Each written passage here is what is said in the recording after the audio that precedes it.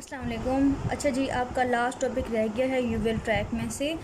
इसमें आपका एक दिया हुआ है एंडोथेल्माइटिस के बाद पैन ऑफ्थेल्माइटिस। पैन ऑफ्थेल्माइटिस का मतलब ये है कि पूरी की पूरी आई बॉल की जो है साथ साथ टनन कैप्सूल की भी जो है वो इन्फ्लामेशन हो गई है और साथ पुरुलेंट इन्फ्लामेशन है, क्योंकि इसमें जो है पस हमें बहुत ही क्लियरली एंटीरियर चैम्बर में नज़र आ रही होती है।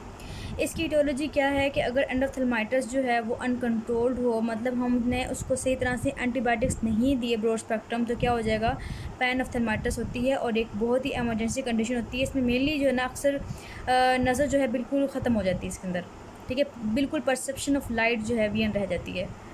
इसके अलावा एक्सोजेनस जो है इसका रूट हो सकता है वही, और एंडोजेनस भी हो सकता है। क्लिनिकल फीचर्स की अगर हम बात करें तो इसमें क्या होता है, सवियर ओक्यूलर पेन होती है, साथ हेडेक भी होती है, साथ वीएन की बहुत ज़्यादा लॉस भी होती है। अगर हम साइंस की बात करें तो क्या होता है इसके अंदर लीड की जो है वो क्या होगा, अडीमा होगा। इसके अलावा लीड का हाइपरीमिया भी हो सकता है।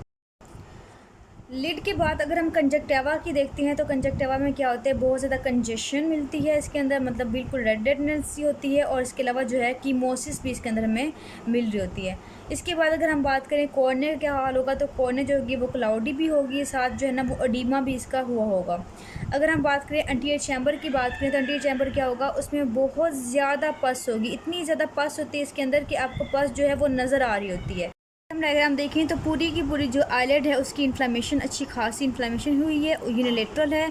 और उसके बाद जब हमने इसको ओपन करके देखा तो बहुत ही क्लियरली कॉर्निया के अंदर जो है वो हमें पस नज़र आ गई है, ठीक है, फुल ऑफ पस होती है, बिल्कुल वाइट कलर की हो जाती है कॉर्निया।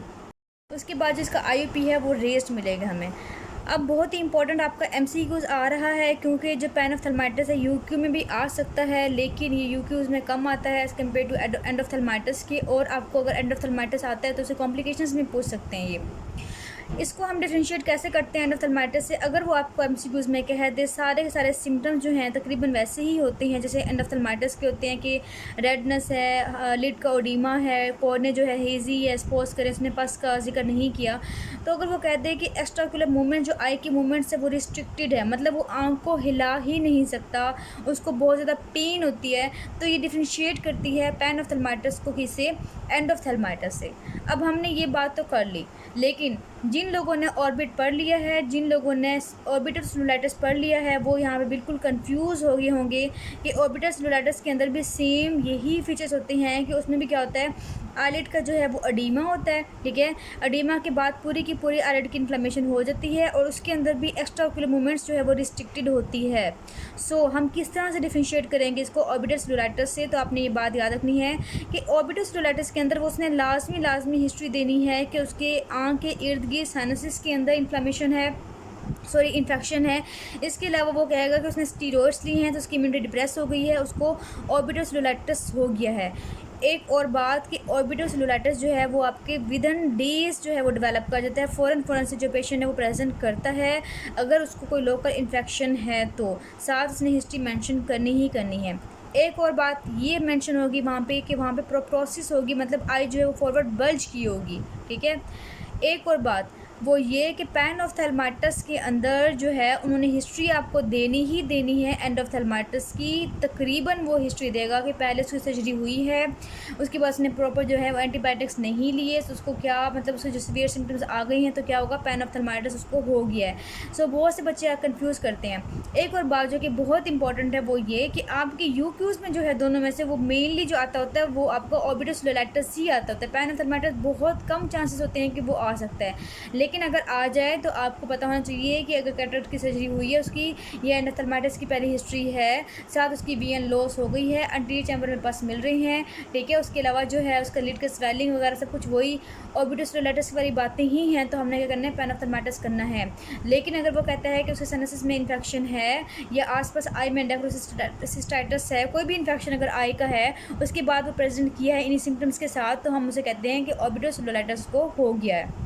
आई होप कि आपको डिफ्रेंशिएट करना अब आ गया होगा। अब इसकी कॉम्प्लिकेशंस क्या क्या हो सकती हैं, पैन ऑफ्थेल्माइटिस जा सकता है ऑर्बिटल सेलुलाइटिस की तरफ, इसके अलावा कैवर्नस साइनस की तरफ, और इसके अलावा मतलब वहाँ पे स्प्रेड कर सकता है, मेनिंजाइटिस में जाके मेनिंजाइटिस करवा देगा। मेनिंजेस के अंदर जाके, इसके अलावा ब्रेन के अंदर जाके इनकेफेलाइटिस करवा देगा। साइक्लाइटिस मेम्ब्रेन डेवलप कर सकती है पीपल के अराउंड, इसके अलावा थ्रोम्बोसिस डेवलप कर सकती है, इसके अलावा जो है पेपिलाइटिस डेवलप कर सकता है, इसके अलावा पस भी हो सकता है, अगर पस बस्ट कर सकती है वहाँ से, और इसके अलावा जो है फतासिस बल्बाए इसके अंदर हो सकता है। अगर हम बात करें ट्रीटमेंट की, तो ट्रीटमेंट इसकी बहुत सिंपल सी है, और आपने अगर मेंशन करनी भी हैं एंटीबायोटिक्स तो आपने एंडोथेल्माइटिस वाले ही मेंशन कर देनी है, क्योंकि वही जो है वो ब्रॉड स्पेक्ट्रम है। सो मैंने यहाँ पे राइट नहीं किए। ब्रॉड स्पेक्ट्रम जो है एटोपिकल वाली लिखनी है आपने, सब कंजक्टिवल वाली लिखनी है, आपने पेरेंटल जो है मेंशन करनी है, जो कि हमने आईवी देने होते हैं। उसके बाद कॉर्टिकोस्टेरॉइड्स वही रूट होंगे आपकी, आईवी होगा, इसके अलावा सब कंजक्टिवल होगा और सिस्टेमिक होगा। एट्रोपिन देंगे हम और एनाल्जेसिक्स देंगे ताकि उसको पेन और रेस्ट जो है वो मिले। ये थी मेडिकल ट्रीटमेंट। सर्जिकल की बात करें तो हम विट्रेक्टमी कर सकते हैं, विट्रस को रिमूव कर सकते हैं। इसके अलावा लिखा हुआ है इविसेरेशन। आपकी बुक में 2 चीज़ें थी जो कि मैंने बताया था आपको पहले, कि मैं आपको डिफरेंस बताऊँगी इसका, कि एक था इन्यूक्लिएशन, ठीक है, और एक था हमारा इविसेरेशन। तो इविसेरेशन ये होता है कि हमने क्या करना है कि हमने इंट्राओक्यूलर कंटेंट सारा का सारा स्कूप अप करना है। मतलब ऐसे क्या करना है कि पहले हमने कट लगाना है, किसमें, कंजक्टिवा के साइड पे लगाना है। कि सपोज करें कि ये जो है ये कॉर्निया है, ठीक है, हमने ना यहाँ पे कंजक्टिवा अटैच है तो हमने यहाँ पे कट लगाना है। कट लगाने के बाद क्या करना है, स्कूप लेना है, स्कूप से हमने पूरे का पूरा कॉन्टेंट बाहर निकाल देना है। एक तो हमने ये काम करना है। सेकंड हमने ये करना है कि हमने जो ऑप्टिक नर्व है उसको कट नहीं करना। अगर हम उसको कट कर लेंगे तो हमें पता है कि वहाँ से जो है मेनिंजेस में इन्फेक्शन स्प्रेड कर सकता है। सो हमने ये काम नहीं करना है। ये हमारा हो गया इविसेरेशन वाला हो गया। अगर मैं आपको इसकी डायग्राम दिखाऊँ जोगी से, तो ये देखिए हमने कट लगाया, कट लगाने के बाद हमने स्कूप लिया, जैसे हम कहते हैं इविसेरेशन स्कूप, और हमने सारा सारा कॉन्टेंट जो है वो बाहर रिमूव कर दिया है। और इसके अंदर क्या करते होते हैं, हमने निकालने के बाद जो है हमने ऑप्टिक नर्व को जो है वो कट नहीं करना होता। फिर हम बात करते हैं इन्यूक्लिएशन की। इन्यूक्लिएशन में ये होता है कि हमने सारा का सारा जो पार्ट है, पूरी की पूरी आई बॉल है वो भी रिमूव कर देंगे, साथ हम ऑप्टिक नर्व भी जो है ना वो काट देंगे। सो अगर हम इसकी डायग्राम देखें तो ये देखें कि हमने पहले कट लगाया कंजक्टिवा में, लगाने के बाद हमने अंदर से आई बॉल पूरी की पूरी रिमूव कर ली। रिमूव करने के बाद हमने क्या करना है कि हमने उसकी जो है ऑप्टिक नर्व भी कट कर देनी है, ठीक है। सो ये हमारा इन्यूक्लिएशन हो गया। अब हमें ये बात करनी है कि इविसेरेशन कहाँ करेंगे। इविसेरेशन हमने कर दिया इसमें पैन ऑफ थैलेमाइटिस में कर दिया। कब करेंगे, जब उसकी परसेप्शन ऑफ लाइट की हद तक वीएन रह गई है, मतलब वीएन उसकी किसी से ठीक नहीं हो सकती और उसको बहुत ज़्यादा पेन भी है और हम उसको ठीक भी नहीं कर सकते, और हमें ख़तरा है कि स्प्रेड ना कर जाए, वो मेनिंजाइटिस ना करवा दे, ठीक है, वो बहुत ख़तरनाक होता है। इसलिए हमने क्या करना है कि हमने उसका पूरे का पूरे जो आई बॉल है वो रिमूव कर देना है। एक तो हमारी ये होगी है। सेकेंड, उन्होंने इंडिकेशन लिखी हुई है आपकी बुक के अंदर कि वो ब्लीडिंग अगर हो रही है एंटी स्टेफोलोमा की तरफ के स्टेफोलोमा हो गया है और बहुत ज़्यादा ब्लीडिंग हो रही है, वो स्टॉप नहीं हो रही, तब भी हम ये करते होते हैं। लेकिन मेन आपके एमसीक्यूज़ अगर आता है तो इंडिकेशन ये इंपॉर्टेंट है, पैन ऑफ थैलेमाइटिस। फिर हम बात करते हैं इन्यूक्लिएशन की। हम कब करते हैं, उसकी एब्सोल्यूट इंडिकेशन ये होती है जब हम पढ़ेंगे मैलिग्नेंट ट्यूमर्स पढ़ेंगे, किसका, रेटिना का, जिसे हम कहते हैं रेटिनोब्लास्टोमा, जो कि बच्चों में मेनली होता है। अगर कोई मैलिग्नेंट मेलानोमा हो गया आई का, तब भी हमने क्या करना होता है कि हमने आई को पूरे का पूरा निकाल देना होता है। और इसके अलावा वो कहते हैं कि बहुत ज़्यादा सीवियरली इंजर्ड अगर आई है तब भी, जिसमें क्या होती है परसेप्शन ऑफ लाइट बिल्कुल ख़त्म होगी और बहुत ज़्यादा पेन हो रही है, तब भी हम ये करते होते हैं। इसके अलावा 2-3 और इंडिकेशन भी हैं, वो इतनी ज़्यादा इंपॉर्टेंट नहीं है, लेकिन जब भी आपके पास पेनफुल ब्लाइंड आया, ठीक है, पेनफुल बहुत ज़्यादा पेन कर रही है और ब्लाइंड आए हो, तब हमारी इंडिकेशन होती है कि हमने जो है ये करना होता है।